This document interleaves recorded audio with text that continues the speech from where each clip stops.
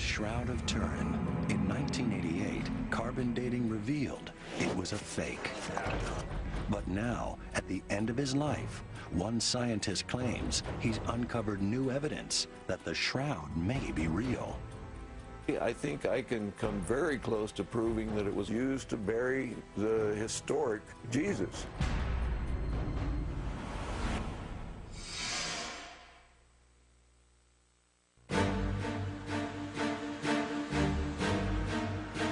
On October 8, 1978, in the Italian city of Turin, an unprecedented event took place. The Shroud of Turin, one of the most mysterious objects in the Western world, was finally going to be examined by scientists. For 120 hours, the Shroud of Turin Research Project, or STURP, would run thousands of tests on this sacred 14-foot piece of linen, believed by many to be the burial cloth of Jesus Christ. We opened up Pandora's box and created a whole new group of questions. Many worried that what they would find might rock Christianity to its core. It's like the courtroom drama will say, it's real, and this is Jesus, or it's not, and it's a hoax, and you've all been defrauded, and by implication, religion and faith are a joke. One of the leading members of the STURP team was Ray Rogers, a highly respected chemist from the Los Alamos National Laboratory. Rogers was a man of science, not God, and yet he was absolutely captivated by the shroud. For him, it was a great mystery waiting to be unraveled. I don't believe in miracles that defy the laws of nature. The scientific journey that brought Rogers and dozens of other scientists to the Shroud of Turin began with an amateur photographer, Secondo Pia, who in 1898 took the very first photo of the shroud. A photo that revealed something no one had ever seen. When Secondo Pia makes this photograph, he almost dropped the plate. It scared him because he said, "My God, I was looking into the face of the Lord." The image on the shroud was very faint, but Pia's photographic negative brought a face into stark relief.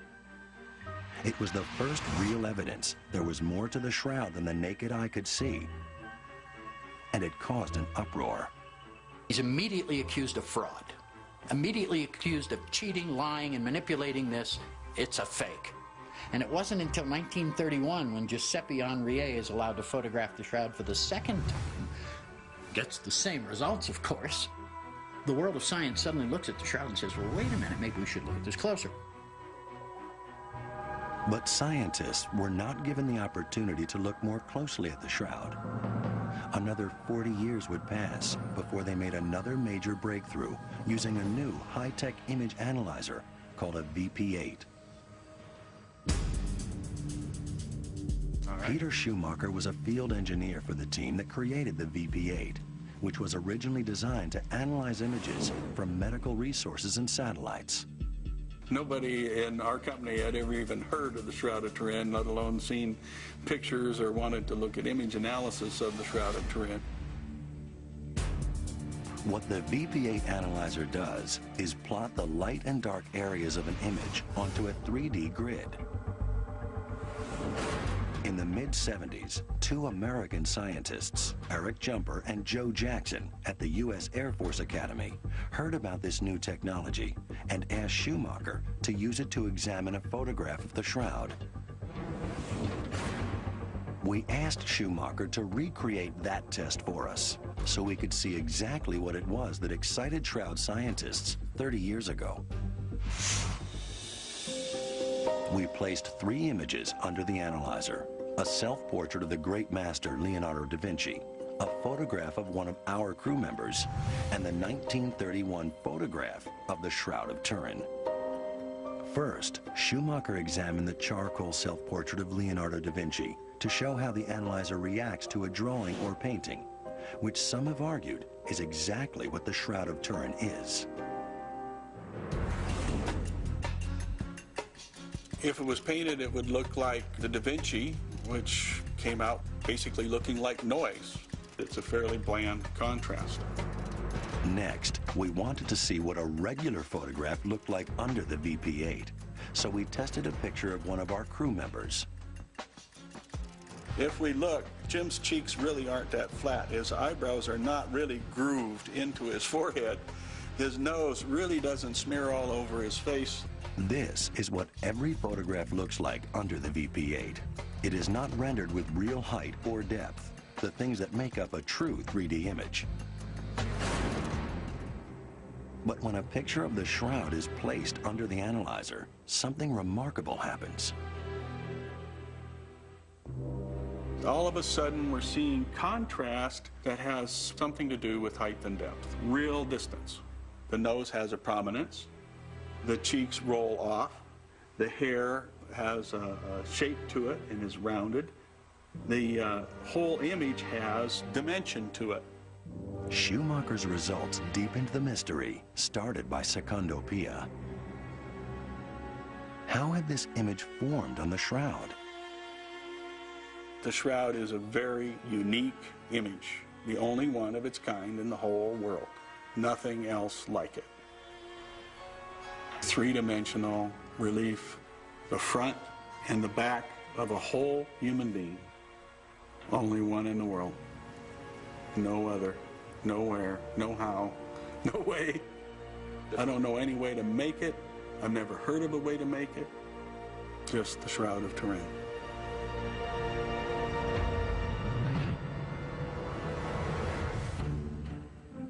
Armed with these results, Jumper and Jackson formed STIRP in 1977 and began the delicate dance of gaining access to the shroud.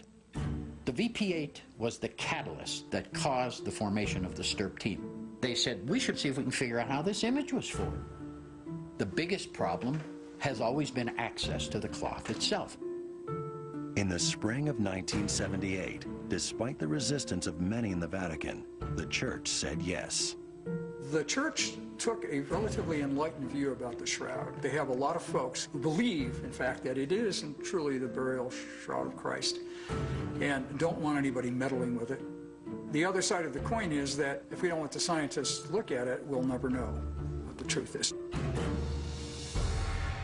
Finally, when we were given our permission to examine the cloth, that science, for the first time really in history, could apply the real scientific method, not just photographs. In order to get access, STIRP could not propose any tests that would mark or cut pieces from the shroud. All these tests had to be non-destructive. Most of the local folks really didn't like us messing around with this holy object. The STIRP team was only given 5 days to examine the shroud. They worked literally around the clock to find out how the haunting image got on the cloth. Barry Schwartz was one of the few photojournalists permitted to record the event.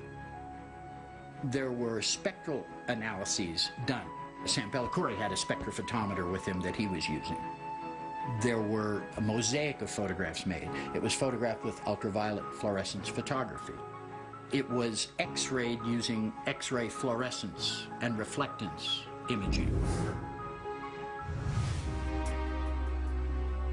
Ray Rogers' tests found that there were no pigments, no dyes, no binding agents typical of paint of any kind on the main body of the shroud, meaning the shroud could not have been painted or drawn. But the most fascinating revelation of all was the story told by the bloodstains on the shroud. When someone is tortured, as the Bible tells us Jesus was during his crucifixion, red blood cell walls are ruptured, releasing hemoglobin into the body. The hemoglobin is quickly broken down, creating high levels of bilirubin, and the wounds begin to clot. STIRP's analysis showed the stains on the shroud were these blood clot secretions with extraordinarily high levels of bilirubin, exactly consistent with the trauma of crucifixion. Then there was the ultraviolet fluorescence photography that revealed one more incredible clue hidden from the naked eye. You can visually see these serum stains around the blood stains that were never visible until our team photographed the shroud with UV fluorescence photography approximately 2,000 years after this man ostensibly was killed. Serum is the liquid component of blood. Composed mostly of water, the stains were invisible on the shroud until ultraviolet light made them appear fluorescent.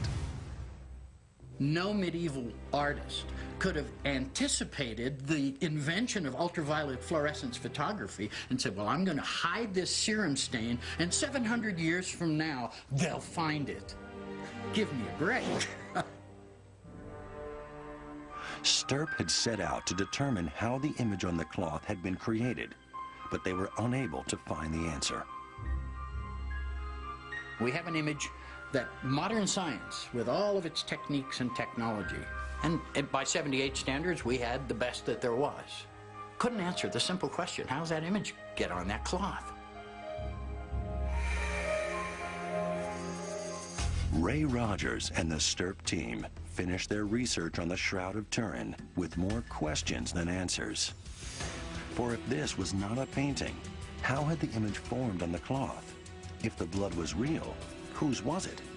And how and when had that man died?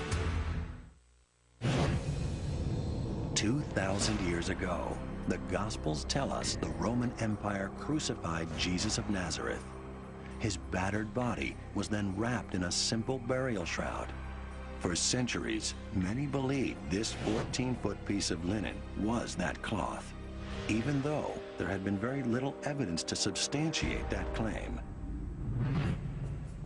Even its origin is not known, for the history of the shroud is as mysterious as the image itself. The first record of the shroud, the first place it was displayed, was here in the small French town of Luray, some 1,300 years after the time of Christ. In 1536, it was nearly destroyed by a church fire. It was heavily stained by water. Whole sections of it were worn down by human hands that touched it every time it was put on display for the faithful. Nuns from the Poor Clare order sewed on a backing cloth to the shroud in order to preserve it. Finally, in 1578, the shroud was brought to its final resting place, Turin, Italy. Over the next 4 centuries, the church periodically displayed the shroud to the faithful, who believed they were looking at the face of their Savior. But for modern science, its authenticity was never a question of faith. What mattered were facts. Stirp, the first scientific team to attack the problem, proved that the shroud was not a painting or a dyed relief. But for all their expertise, they could not say how the haunting image had been created. Many Stirp scientists did note, however, that the image was remarkably consistent with crucifixion. The bloodstains, the scourging, all seem to suggest the body of a crucified man. But is there any way to scientifically prove this? Crucifixion was a gruesome, drawn-out, and painful death, reserved for criminals and the lowest rung of Roman society. You weren't nailed up there to kill you. You were nailed up to be crucified, tortured. They didn't want you to die right away. In fact, there was evidence that they were surprised that Jesus died so soon. Forensic pathologist Dr. Frederick Zugaby has investigated many gruesome crime scenes in his professional life as chief medical examiner for Rockland County, New York. My area was mechanism, manner, and cause of death, and type of suffering the individual had. Dr. Zugaby's fascination with the pathology of crucifixion started in 1948 when he was still a college student. He decided to build his own experiments to investigate the fundamental question: if the shroud had been found at the scene of a crime, would the forensic evidence confirm crucifixion as the cause of death? Okay. When Zugaby started his research, forensic knowledge of crucifixion was almost non-existent. Okay, and how's that? Dr. Zugaby had a cross built so that he could determine how crucifixion actually causes death. This experiment would help him analyze the forensic evidence on the shroud. The only available assumption at the time was that the victim suffocated from the weight of his own body. But Zugaby's experiments suggested otherwise. The cause of death was due to shock, which causes failure of the heart as a pump. Of more interest to Zugaby were the nails through the hand. The shroud shows a pool of blood near the wrists of the crucified man. But are human hands nailed to a cross strong enough to support a crucified body? Dr. Zugaby designed special gloves and meters to test the theory. The calculation that we made shows that the palm of the hands would definitely hold. Dr. Zugaby made another startling finding. The Roman practice of nailing a victim's palm to the cross would have ruptured the median nerve in the hand. This has the effect of turning the victim's thumbs inwards. A careful examination of the shroud reveals that the victim has his thumbs turned inward. They are hidden underneath the palms, just as one would expect if the median nerve had been ruptured. That was extremely accurate. The thumb had been pulled in. It's like missing on the Shroud of Turin. The ruptured median nerve was far from the only clue that Dr. Zugaby's investigation found on the shroud. Looking at the face, it was not symmetrical, showing evidence of a beating. I looked at the angulations of the blood in the head region where the crown of thorns was. The blood flows going along where the muscles will contract, and they had a corkscrew appearance. The blood shows a flow in the back of the hand, and it runs nicely along the side, and it accumulates a pool. I've seen it in many, many cases of injuries to the hand in the medical examiner's office. From this wealth of data, Dr. Zugaby came to one overwhelming conclusion about the image on the shroud. From the forensic pathology point of view, it is totally consistent with a crucified individual. I have no doubts at all. But even if Dr. Zugaby was right, his work could not answer the fundamental question that might tie the shroud to Jesus of Nazareth. How old was it? That could only be resolved if the Pope would allow scientists to cut a piece of cloth from the shroud to carbon date it.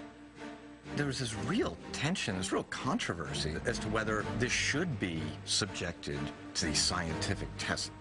Since carbon dating meant actually destroying part of the shroud, it was an enormous step for the Church to take.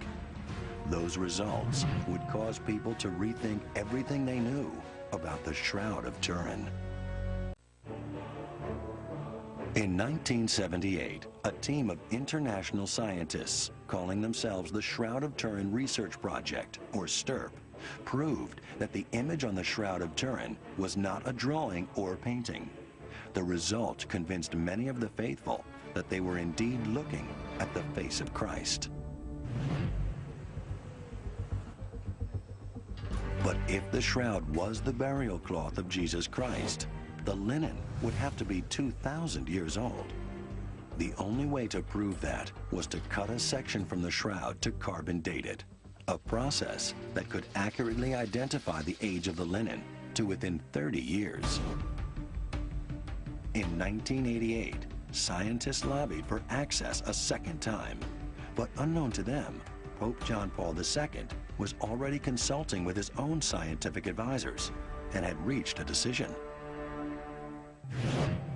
I was in Rome at the time, and there was this real tension, this real controversy as to whether this should be subjected to these scientific tests. I mean, if this is the burial shroud of Jesus, is that not an indignity to what is the only physical link to the Savior? And others would say, well, look, if this is a fraud, we need to know one way or another. And John Paul II, to his credit, and the Vatican, to its credit, said, no, we're going to put this to the knife, literally. The first step in any carbon dating process is to burn or combust the material being tested. Cutting a piece from the shroud that would be permanently destroyed was a highly controversial action, so the sample was cut from a corner that was already severely damaged. It was a convenient choice. It was in an area of a cloth that nobody was going to complain about. Nobody was going to take issue with the fact that they're pulling threads from the more pristine parts of the cloth. The section removed from the damaged corner was divided into 4 separate samples. One piece of the shroud was sent to Oxford University, another to the Swiss Institute of Technology in Zurich, and 2 smaller pieces were sent to the University of Arizona, where Dr. Tim Gill was a member of the original carbon dating team. Everybody and all the plants and all the animals on the surface of this planet have approximately the same amount of carbon-14 in them as long as they're alive. When we die, the C14 in our bodies decays with a known decay rate. If we measure the carbon-14 in the sample and compare it to a standard, we can calculate the age from the ratio of the sample to the standard. First, the shroud sample was cleaned of any impurities. Then, it was literally burned up. We start off with a piece of linen, and we combust it at this end, turning the carbon of that sample into a gaseous state. The CO2 gas is then solidified and turned into graphite, or pure carbon. Each graphite sample is shot through an accelerating mass spectrometer, which can then count each individual carbon-14 atom. This particle detector can count 1 atom at a time. For a modern sample, we count upwards of 100 atoms per second. For an old sample, one that's close to 50,000 years, we may count 5 or 10 atoms in 2 minutes. From the number that passed through, scientists are able to accurately find a date. For the Shroud of Turin test, each lab worked secretly and independently of the other, and yet each came up with the same range of dates. We wanted to make sure we were right, so we measured it more times than we would regularly, and we knew that it wouldn't be 2,000 years old after 5 minutes. The Shroud of Turin turned out to be a medieval sample from the 14th century, and that's what the radiocarbon date shows. The shroud was dated between 1260 and 1390. The carbon dating was a stunning revelation, making headlines around the globe. The scientific facts were in. The Shroud of Turin could not be the burial cloth of Jesus of Nazareth. STIRP member Ray Rogers had always been open-minded about the authenticity of the shroud, but he was a man of science, and in his view, this was final, conclusive evidence that the shroud was a fake. Despite this evidence, many faithful continued to believe that the Shroud of Turin was real, but their beliefs were dismissed by the broader scientific community, especially by scientists like Ray Rogers. I'd been reading these things by people from the lunatic fringe who were explaining why the date was wrong. I was irritated and just getting mad. I don't have any faith at all in somebody who says, I think I see flowers on the shroud, or I think I see little sailing ships sailing along. Well, I don't have much faith in that. What Ray Rogers did believe in were conclusions based on hard scientific evidence. But the pragmatic man of science was about to get the shock of his professional life. The carbon dating of the Shroud of Turin in 1988 concluded that it was not the 2,000-year-old burial shroud of Jesus of Nazareth, but a fake, dating only as far back as the 1300s. Ray Rogers and the STIRP team had ruled out the shroud was a painting or dyed relief. But it was still a mystery how the image had gotten there. And that sliver of doubt was enough for many to keep the faith. There are people who are so emotionally involved in this that they're not going to accept any scientific result. Their faith is not going to be shaken by some pointy-headed scientist.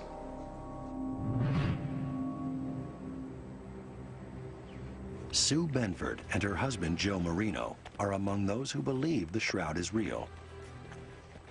I'd never heard of the shroud before 1997. I was flipping channels and saw the face on the TV, and there was something very knowing that I had that was really Jesus's face. Benford says that this vision inspired them to find proof that the carbon dating results were wrong. Both acknowledge that they are not scientists and that they have no scientific background or accreditations. Sue runs a small not-for-profit that advocates for the humane use of animals in scientific research. Joe works in an Ohio State University library. And yet, they may have uncovered the clue that will finally solve this mystery.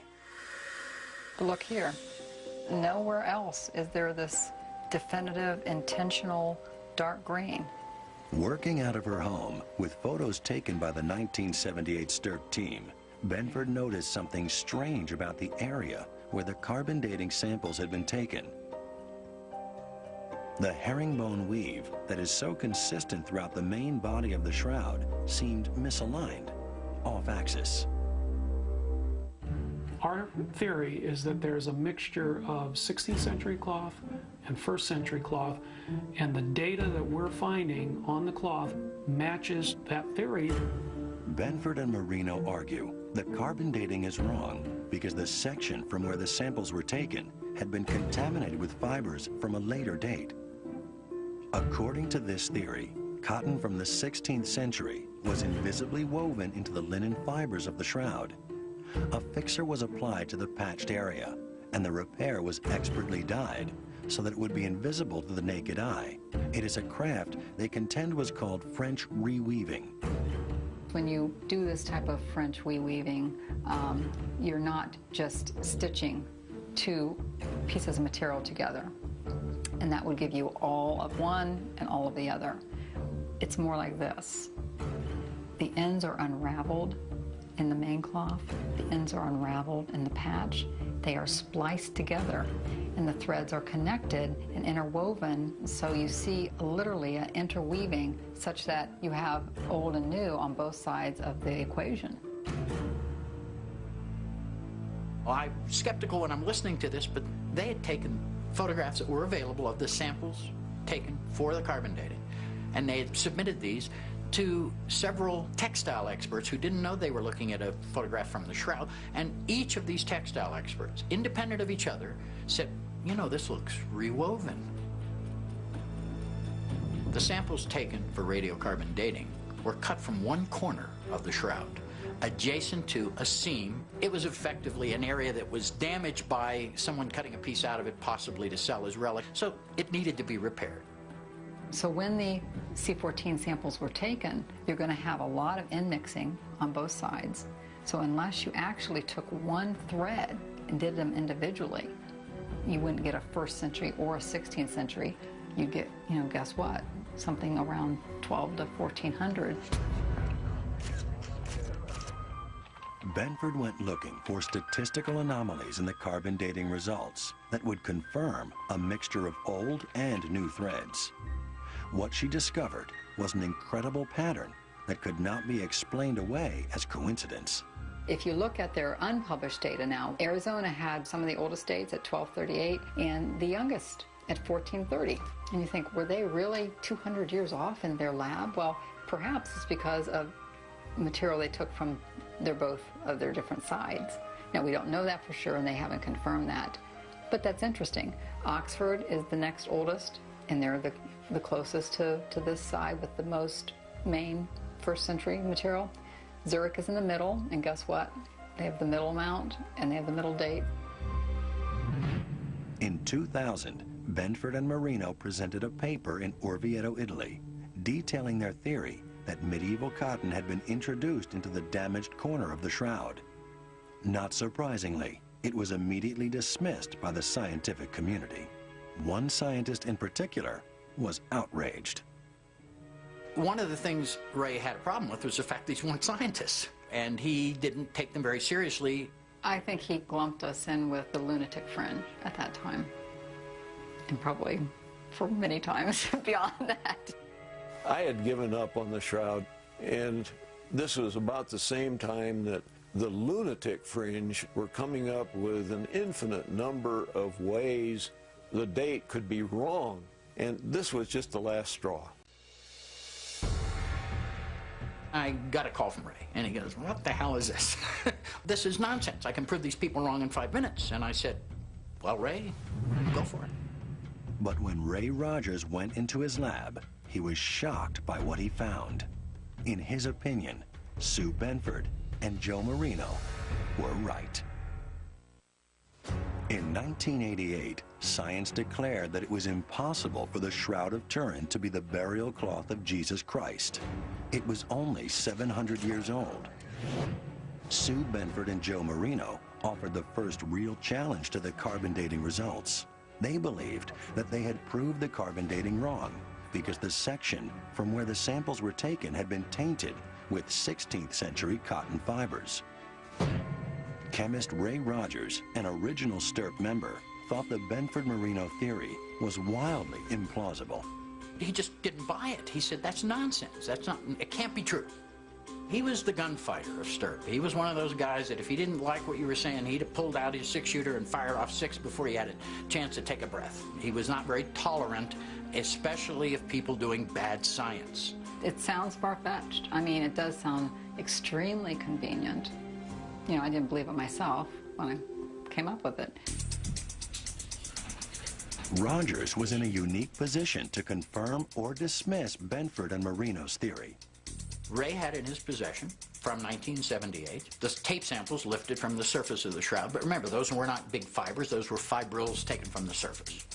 He also had some samples that were taken from the shroud by Professor Reyes, who took samples in 1973 from a corner that was immediately adjacent to the area taken for carbon dating. What few realized was that Ray Rogers was in a race against time.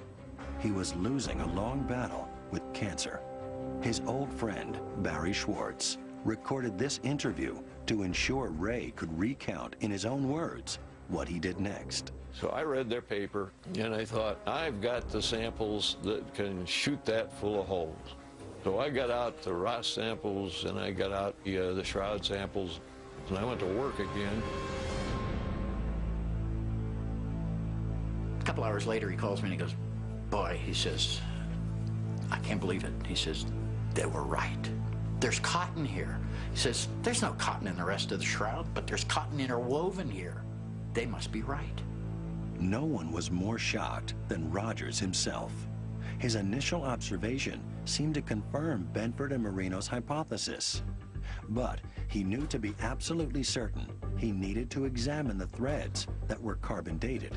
Until I could get a sample from the real radiocarbon cloth, a documented sample, you know, I couldn't prove anything.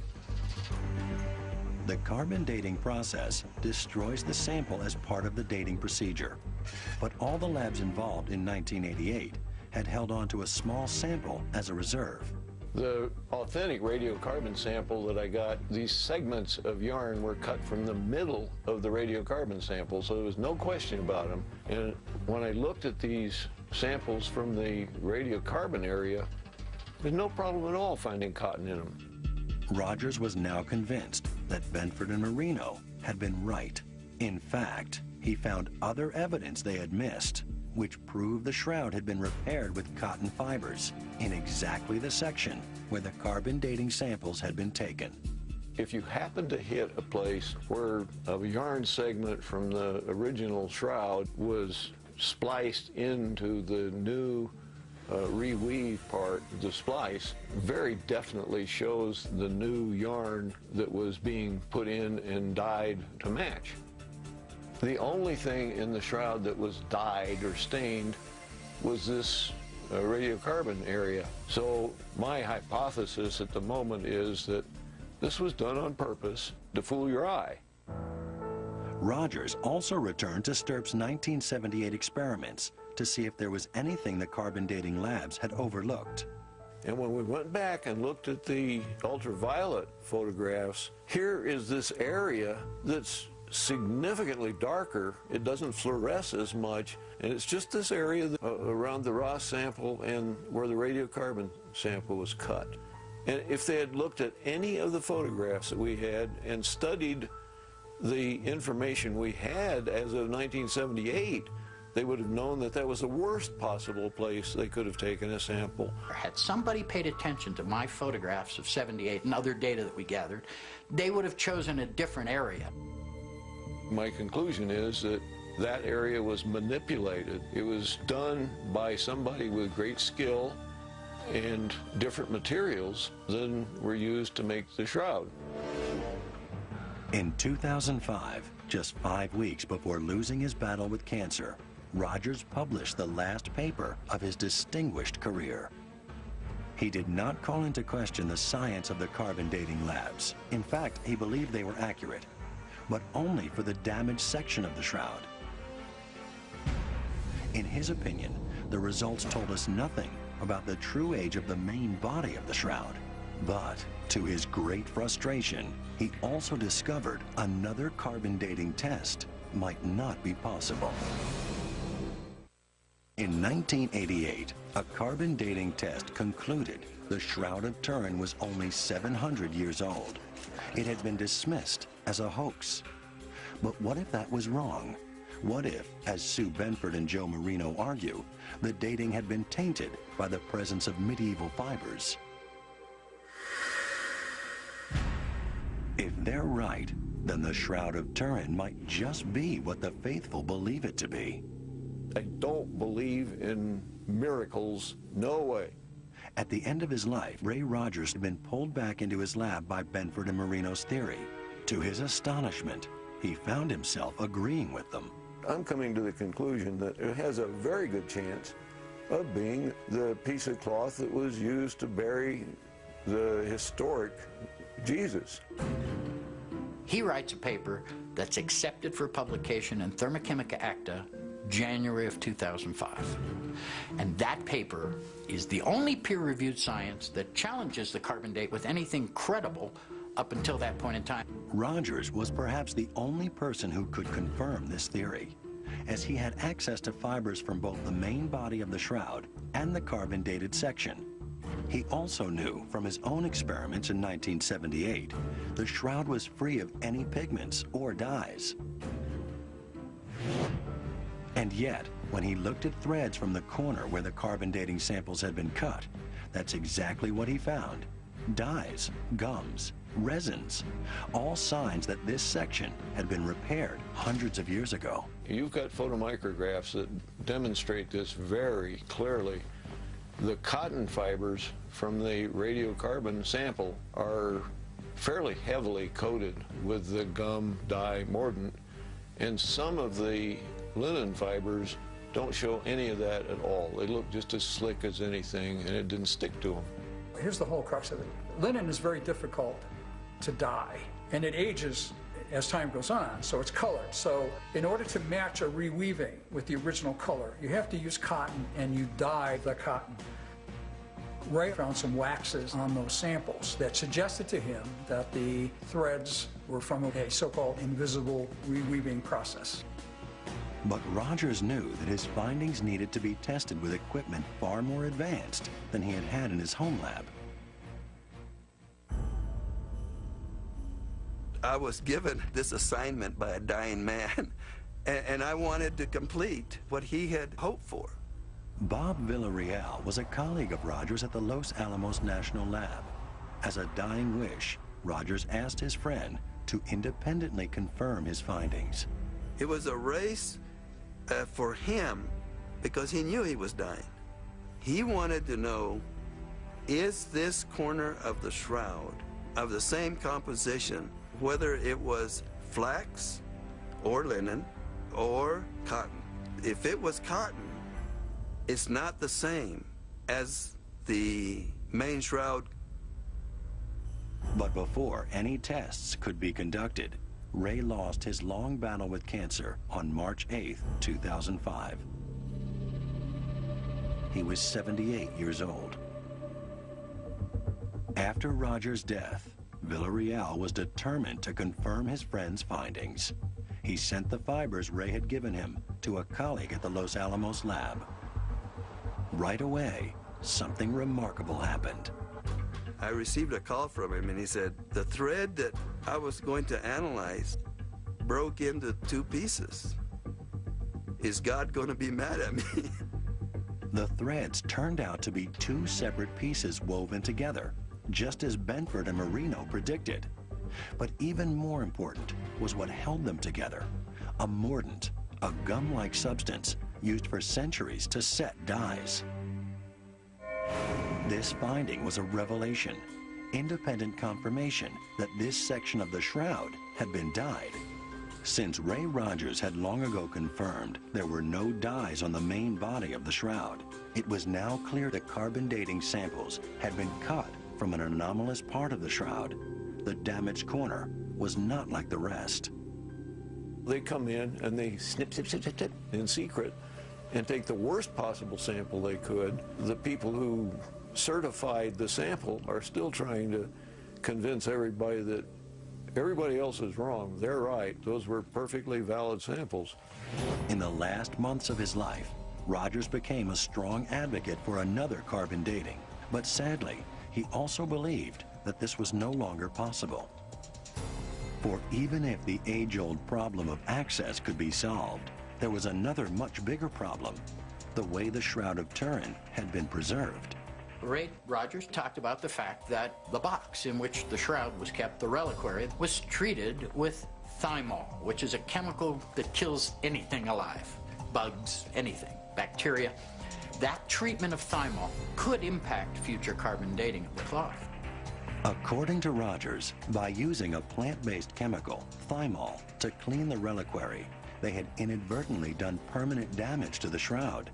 It was now contaminated with modern carbon atoms, making it impossible to accurately date.